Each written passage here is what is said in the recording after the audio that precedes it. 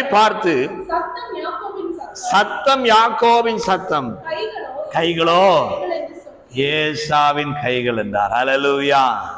நல்லா கவனிங்க.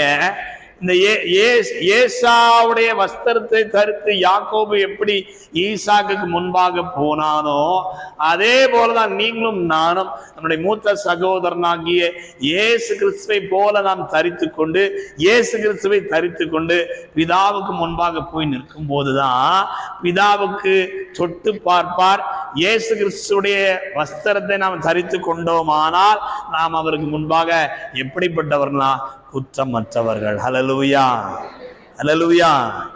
ஒருவேளை பழைய மனுஷனோ அப்படியே நீங்க முன்னாடி போனீங்கன்னா அவர் எப்படிதான் பார்ப்பார்னா, இவன் பழைய மனுஷன் ஆசீர்வதிக்கப்பட்டவன் அல்ல, பழைய மனுஷன் சபிக்கப்பட்டவன். ஹல்லேலூயா. ஆமாதானே? ஆமாங்களா இல்லையா? பழைய மனுஷன் சபிக்கப்பட்ட பழைய மனுஷனா போய் நின்ற கூடாது. பழைய மனுஷனா பிதாவுக்கு போய் முன்பாக நின்னீங்கன்னா எந்த ஆசீர்வாதம் வராது.